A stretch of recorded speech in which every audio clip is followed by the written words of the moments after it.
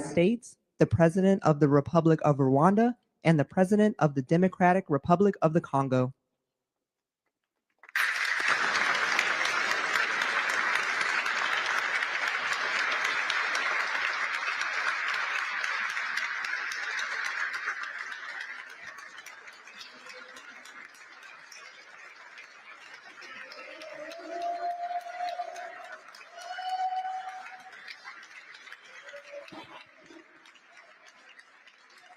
Well, thank you very much. Wow. This is a nice building, I have to tell you. So this is a special occasion for a lot of reasons, but number one is it's our first occasion in this building using it for peace. And it's all about peace, and it's a great honor. And Marco, you've done a fantastic job in getting it ready, but it's a spectacular building, and we all appreciate it. And very importantly, we're settling a war that's been going on for decades with millions and millions of people killed. And these two gentlemen spent a lot of time backstage talking to each other, and over at the Oval Office. We were at the Oval Office together. It was beautiful. And I think it's just a very important day. And we have other leaders from other countries. And you said such beautiful things. I'd love to have you come up. We'll finish up, and then I'd love to have you come up, and if you could issue the words that you just issued backstage. It usually doesn't work, you know. It usually never happens. They said, no, they said it much better before, but you will probably do better up here. But I'd love to have you say how you felt, because it is an amazing day. Great day for Africa, great day for the world, and for these two countries. And they have so much to be proud of. And I want to thank the leaders. I want to thank you very much. It means maybe more because we are here together for the first time ever in this building. Brand new, beautiful building. I don't want to tell you how much it costs, because I hear it's a lot. Okay? They don't build inexpensively here. But I just want to thank you very much. So please sit down, everybody. I want to thank everybody for being here. It's a momentous occasion. It's truly incredible setting. It's very few places I've seen like this. In this holy season, we prepare to celebrate the birth of the Prince of Peace. We have come to the U.S. Institute of Peace to sign a historic agreement that will end one of the longest running conflicts anywhere in the world, with far more than 10 million people killed. Today, we commit to stopping decades of violence and bloodshed, and to begin a new era of harmony and cooperation between the Democratic Republic of the Congo and Rwanda. I want to thank the two courageous leaders. They are courageous leaders. They really are courageous leaders, great people. President Tshisekedi of the Democratic Republic of the Congo, and President Kagame of Rwanda. They are amazing people, and they had stories to tell me that were incredible. Really fascinating in so many different ways. Sad and beautiful, both sad and beautiful, and today makes them beautiful. I've just held really fantastic meetings with both men and representatives of other countries, where we discussed the importance of upholding this new agreement. Very detailed, powerful agreement. I also want to thank several foreign guests and dignitaries in attendance to celebrate this magnificent event, including the President of Angola. Please, would you stand? And so great to see you. Thank you. The President of Burundi. Thank you very much. Great to see you again. The President of Kenya. We have the Olympics here. You know, they do very well in the Olympics, those runners. I don't know what the heck you do with those runners, but they are very good. I've been watching them for a long time. So we have the Olympics coming to the United States. You know that. Thank you very much. And you'll come as our guest. Thank you. And the President of the Council of Ministers of Togo. Thank you. Thank you very much. The Vice President of Uganda. Thank you. It's such a beautiful color. Like all these guys are wearing these dark suits. You just stand out for a lot of reasons. You're beautiful. The foreign ministers of Qatar, thank you. Thank you very much. Say hello to my friend, great man. And the United Arab Emirates, thank you. Thank you. My regards, right? And the chairman of the African Union Commission, who's done a fantastic job, and thank you for all your help. We appreciate all your help. Special group of people. A very special thanks as well to Secretary of State Marco Rubio. Marco, please stand. Thank you. And thank you for putting a certain name on that building. I said, boy, that is beautiful. That blew up last night. They said, that's a great honor. It really is. On this building, it's a great honor. Thank you very much. I assume you had a lot to do with that. Just a little bit. Yeah. Thank you. Appreciate it. And Senior Advisor for Africa, Masad Boulos, who's been fantastic. Thank you, Masad. All of these people, every one of them were indispensable in forging this agreement. Let me also recognize Senators Mike Rounds and Lindsey Graham. Lindsey, thank you. Mike, wherever you may be. Thank you. Thank you, Mike. Representatives Ronnie Jackson. Where's Ronnie? Ronnie is a great guy. He won his race in Texas by 48 points, right, Ronnie? So I don't have to ask if he's in any, I don't even have to endorse him anymore. It doesn't matter. Save the paper, right? Great job. Chris Smith. Chris. Thank you, Chris. Great. Good job. Trent Kelly. Trent. Thank you very much. Thank you. And the acting president of the Institute for Peace, Darren Beatty. Thank you, Darren, very much. Thank you very much, Darren. For more than 30 years, one of the worst conflicts on earth has been raging in eastern Congo. Millions and millions of people have been tragically killed, went on forever, and countless more have been displaced from their homes. Families have been destroyed. It's been a disaster. Many administrations have tried, but probably not too hard, knowing who preceded me. But they tried. It says they've tried. But we tried harder to end this conflict. But they've accomplished, obviously, they accomplished very little because the killing went on at levels that just got worse and worse. And today we're succeeding where so many others have failed. And this has become the 8th war that we've ended in less than 1 year. Such an exciting thing to do. This has been a really, because we're talking about 30 years of fighting, 30 years, much more than 10 million lives. Last June, thanks to the efforts of Secretary Rubio and Mr. Boulos, Rwanda and the DRC reached a landmark agreement to move toward peace. They started the process. I met with some of their great representatives who are here also. And we started a great process. The compact we're signing today, which will be known as the Washington Accords, everybody sort of liked that name, formalizes the terms agreed to in June, including a permanent ceasefire, the disarmament of non-state forces, provisions for refugees to return to their homes, and justice and accountability for those who have committed illegal atrocities. Very importantly, this agreement also creates a new framework for economic prosperity. There's tremendous wealth in that beautiful earth. It's beautiful earth. But it was stained badly with blood, tremendous amounts of blood.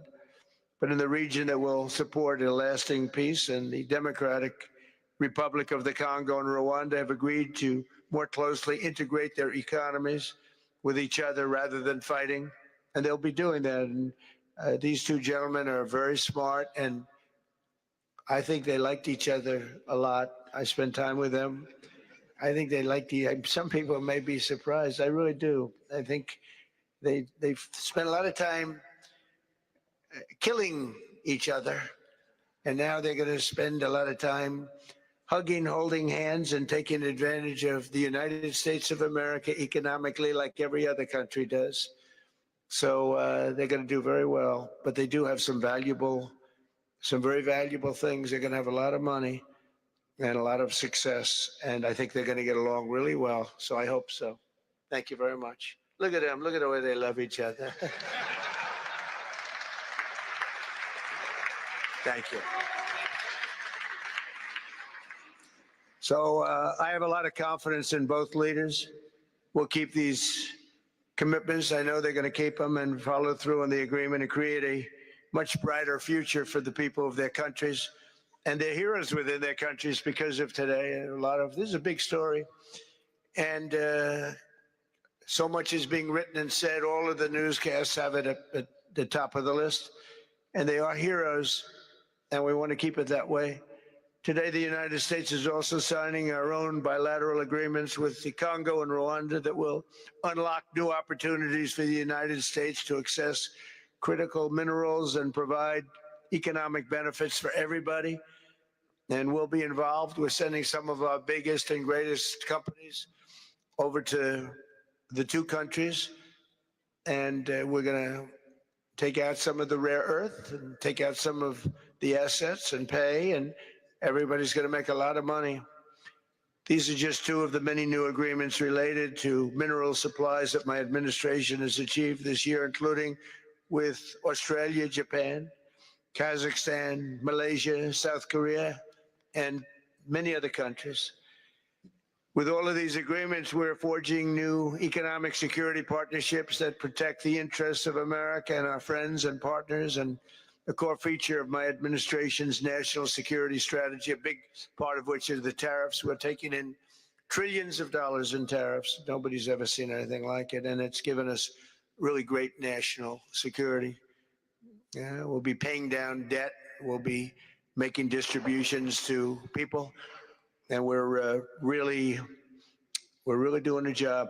It's amazing. I was with a gentleman, the future king of Saudi Arabia, and you've heard me say this a couple of times, but 2 months ago when I was over there, he said, and actually Qatar is represented today, and UAE is represented, and your leader said the exact same thing, different words, but the exact same thing, that 1 year ago they thought our country was dead.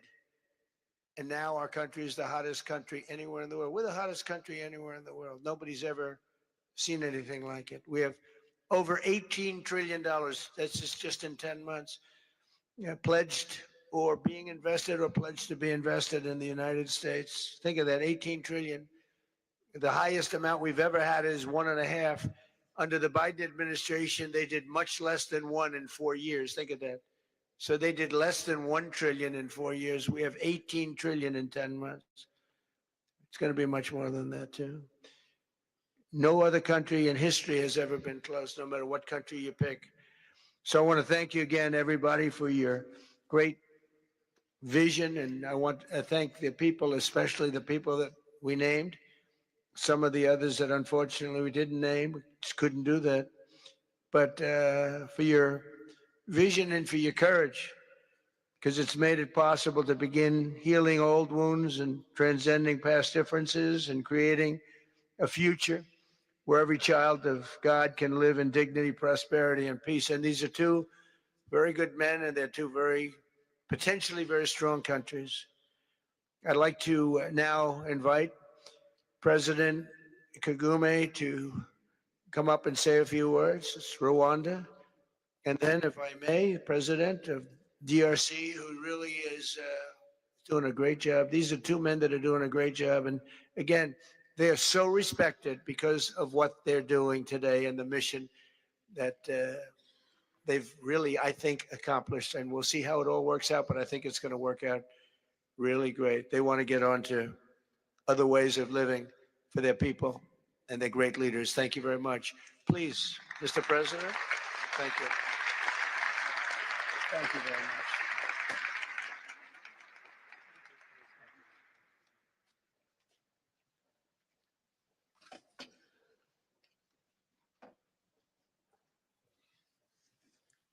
Excellency Donald Trump, President of the United States of America, Excellencies, heads of state and government and former heads of state, distinguished ladies and gentlemen, I want to begin with some words of thanks. First, to my fellow heads of state and government from Africa, your presence here confirms that these efforts enjoy the broad support necessary to succeed. I also thank Minister of State Kulaifi, representing His Highness Sheikh Tamim bin Hamad of Qatar. The role of Qatar has been absolutely central in getting us to this point. But of course, the biggest vote of thanks goes to President Donald Trump. No one was asking President Trump to take up this task. Our region is far from the headlines. But when the president saw the opportunity to contribute to peace, he immediately took it. This conflict has lasted for 30 years. We have seen countless mediations and efforts, but none has succeeded in resolving the underlying issues. President Trump introduced a new and effective dynamism that created the space for breakthroughs. His approach is even-handed, never taking sides. He orients us toward the future, not the past, emphasizing that the dividend of peace is prosperity and investment, including from the United States. More importantly, President Trump's approach is pragmatic. The process has not become an end in itself.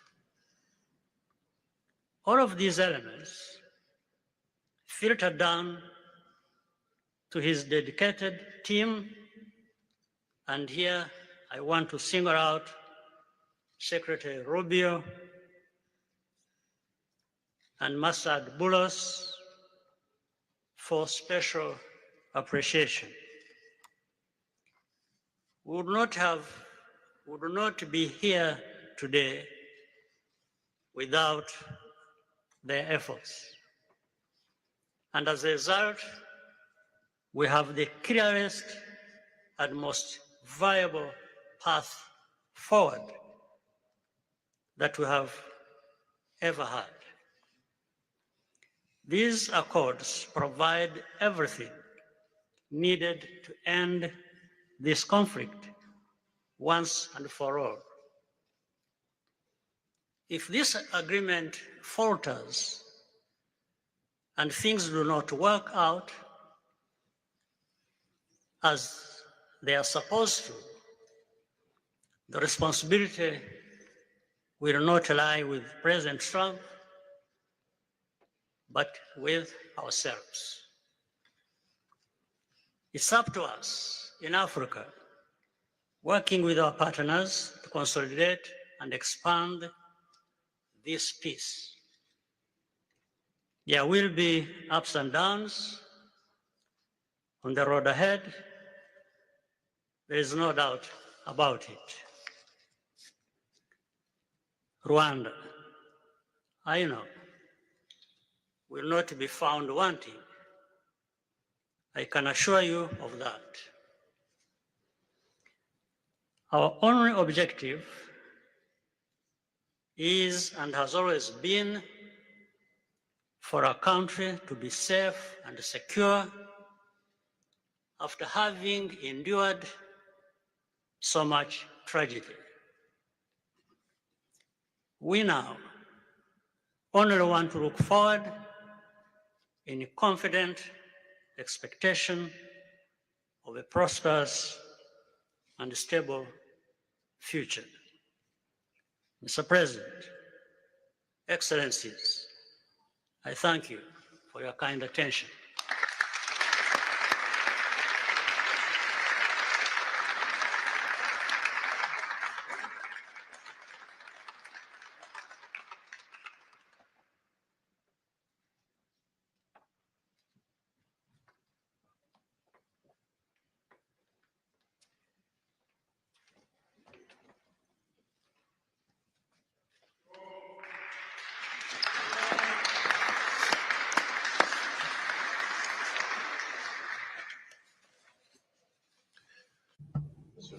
Mr. the President of the United States, Donald Trump, ladies and gentlemen, dear members of the delegations, distinguished guests,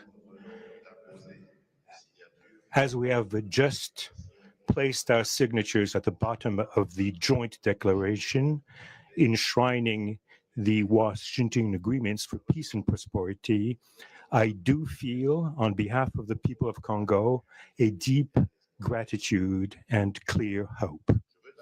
First of all, I would like to express quite solemnly our deep thanks to the President of the United States of America, Mr. Donald Trump. I would like to thank his administration and also wish to thank the American people for the critical role that they played as for the rapprochement, the closening between the Democratic Republic of Congo and the Republic of Rwanda. To these thanks, I also bring in all of our regional partners and our international partners who, thanks to their commitment and engagement, have consistently made this critical moment possible in the road to peace. First and foremost, we have Sheikh Yanim bin Ahmad Adani. We have President João Manuel Lourenço Gonçalves, who is the President of Angola and the acting President of the African Union. And we also have the former President of the Republic of Kenya, my brother, Uhuru Kenyatta, who I can see here in the room. These two great Africans who are at the beginning, who started the Rwanda and the Nairobi processes. And beyond them, I wish to thank also all of the African leaders who contributed to help us in this struggle. And I do hope that we have, yes, reached the end. The Washington agreements are not yet another document. These represent a turning point. They bring together under a coherent architecture a declaration of principles of a peace agreement and also the regional economic integration framework to provide to the peoples of the region a new perspective, a new outlook, namely to finally overcome the cycle of violence, of forced displacements, of mistrust, defiance, in order to begin a new era of friendship, cooperation, and prosperity all shared together. For those involved, the Democratic Republic of Congo takes this solemn commitment to implement with complete sincerity all of our obligations that stem from this agreement. We will do this with seriousness, with rigorousness, and also the constant care for peace and the security of our populations, for the unity and the integrity of our territory.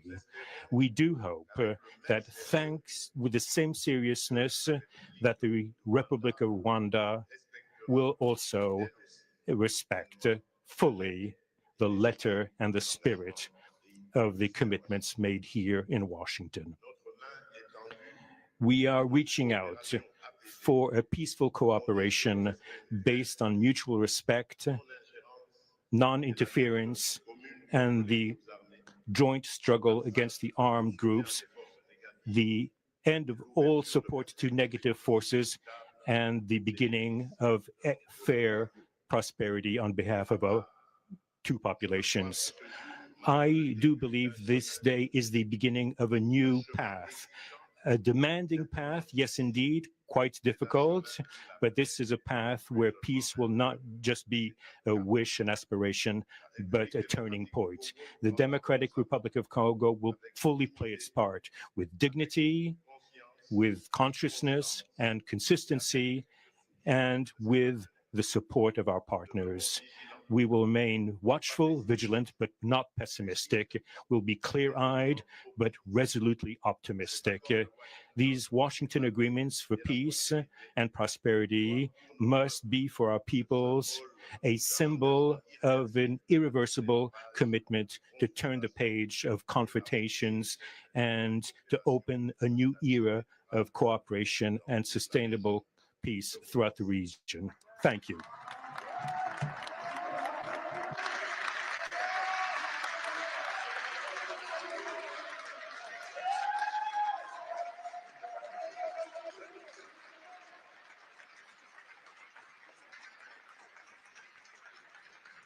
So if I might, my four new friends, a couple of cases not that new. Could you come up, please? Do you mind? Please.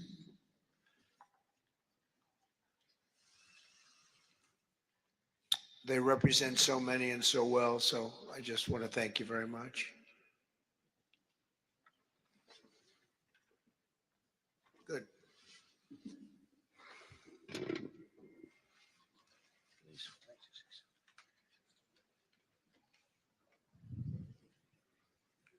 Sr. Presidente Donald Trump, Presidente dos Estados Unidos da América, caros convidados, altas entidades aqui presentes, senhores jornalistas, eu gostaria de realçar a importância desta cerimônia aqui em Washington, D.C.,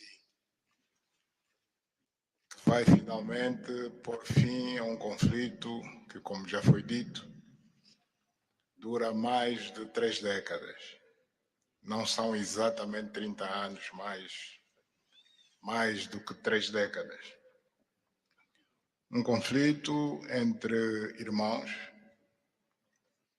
países vizinhos e irmãos, que deviam se dar bem, mas que, por razões de diversa ordem, têm vindo a se degladiar ao longo dos anos, com pesadas consequências, quer para as populações de ambos os países, como também para as respectivas economias. A região dos Grandes Lagos é uma região das mais ricas do mundo, não apenas da África. É enormemente rica em recursos hídricos, terras aráveis, florestas, recursos minerais que estão no subsolo, mas, sobretudo, rico nas suas pessoas, com um potencial muito grande para desenvolver aquela região de África que pode catapultar o desenvolvimento de outras regiões igualmente do nosso continente. O mundo atravessa hoje uma crise energética e alimentar. Nós fomos a dizer que a África, e em particular essa região dos Grandes Lagos, tem o potencial, não digo de resolver, mas de contribuir consideravelmente para a resolução dessas duas grandes crises, quer alimentar, quer a energética, não apenas para o nosso continente, mas para o mundo. A grande barragem do Inga, adormecida há bastantes anos, pode contribuir enormemente para a eletrificação do continente e, consequentemente, para a sua industrialização. Em termos de agricultura, o facto de ter terras aráveis, um índice de chuvas bastante regular e abundante, pode-se desenvolver agricultura naquelas regiões para alimentar o continente. E nada disso tem sido possível fazer-se ao longo de décadas, devido a este conflito que não tem sentido e que, finalmente e felizmente, parece que terá o seu fim hoje aqui em Washington, D.C. Nós procuramos fazer a nossa parte, e quando digo nós, estou-me a referir a Angola, ao Quênia e outros países também africanos. Procuramos fazer o melhor para chegarmos a este momento. Infelizmente não foi possível, mas nós só temos que agradecer ao presidente Trump por ter dado continuidade ao trabalho que nós realizamos e ter conseguido alcançar esse desfecho do qual todos nós sairemos a ganhar. Portanto, mais uma vez, o presidente Trump fez a parte que lhe compete e nós esperamos e acreditamos que é o que vai acontecer, que as duas partes, ou seja, as autoridades da República Democrática do Congo e da República do Ruanda também farão a sua parte para a implementação com êxito deste acordo. Uma coisa é assinar um acordo, outra coisa que é mais difícil, mas é possível, desde que haja vontade política, é implementar em tempo útil tudo aquilo que nós acordamos e assinamos. Parabéns a todos. Muito obrigado. Your Excellency, the U.S. President, President Trump, dear guests, and dear dignitaries present here and press members. I would like to highlight the importance of this ceremony taking place in Washington, D.C., because this has come to put an end to a war that has been there for more than 3 decades, because it's not just exactly 3 decades, but it's more than 30 years. And this is a conflict that has been there between two neighboring countries, which have been fighting for many years with consequences on the peoples, countries, economies, and so forth. And these consequences also were felt in the Great Lakes region, which is a very rich region in Africa, rich in terms of water resources, arable lands and forests, and as well as mineral resources, which are important for the development of a region. So it's important that we've reached to this point where the agreement has been signed, a peace deal, which will benefit immensely the whole region and will unleash the opportunities for the development of our continent, and as well as to helping the whole world in terms of fighting against food crisis and energy crisis, which the whole world is going through now. We believe that the Great Lakes region will have to play a great role in providing resources to the international community. And of course, solving this conflict will also help solve other crises, not only in the continent as we know, but worldwide. For example, the Great Inga hydro project in Congo is important. It can help to electrify the continent and consequently help in terms of developing agriculture and providing agriculture, arable lands, and abundant resources that we have that can be used. We know that Africa possesses a lot of other resources such as rainfalls, which are important for agriculture. So nothing has nothing would just justify this war, but eventually the most important thing that it has come to war. We sought as Africans to do our part. When I say Africans, I mention countries such as Angola, Kenya, and other African countries, but unfortunately we couldn't make it. But we now want to thank President Donald Trump for having helped to reach this important milestone. We believe, once again, we have to thank him for what he has done. And what comes next now is to appeal to the two parties, that is the Democratic Republic of the Congo and the Republic of Rwanda, to implement successfully this agreement for the benefit of their countries, their people, and including our continent of Africa. Thank you very much.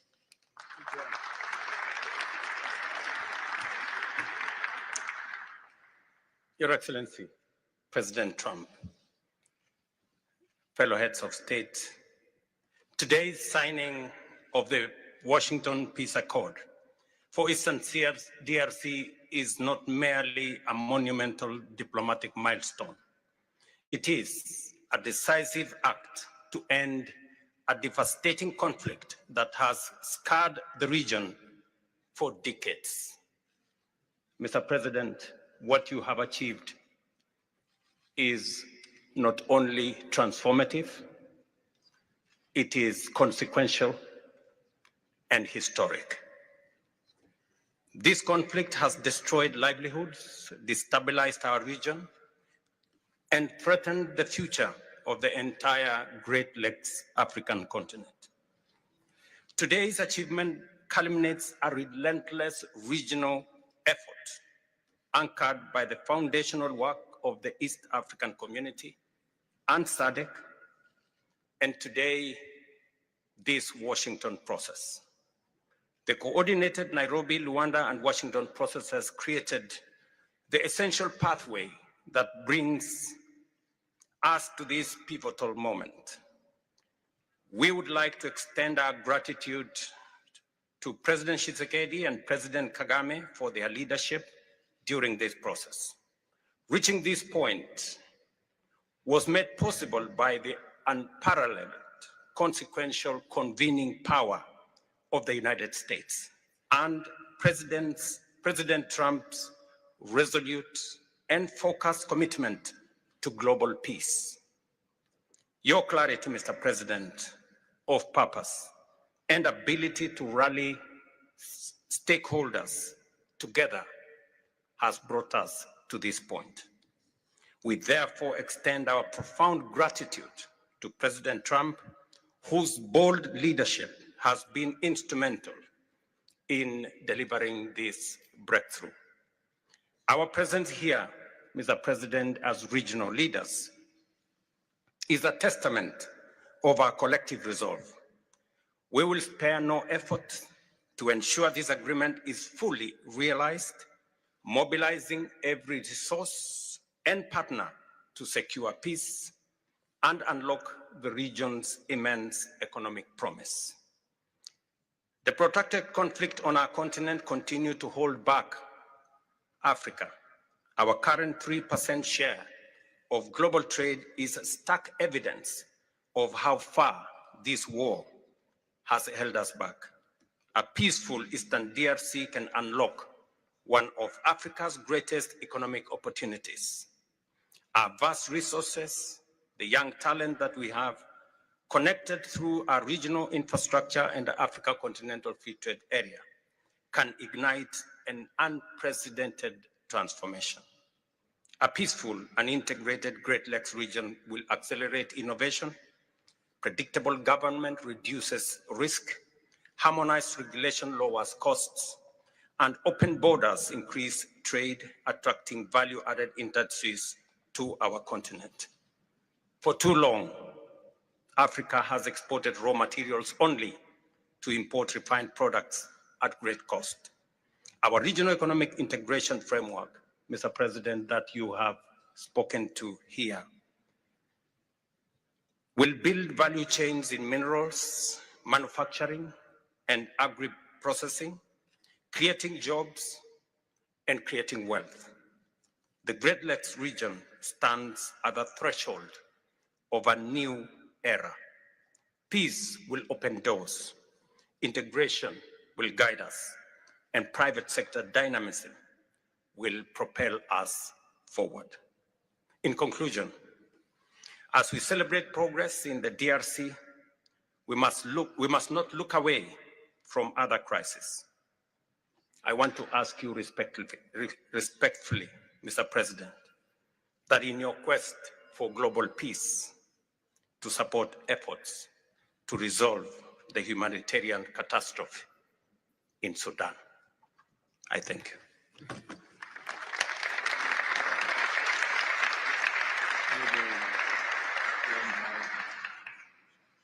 Excellence, le chef d'État et de gouvernement ici présent, Heads of state and government, dear delegations,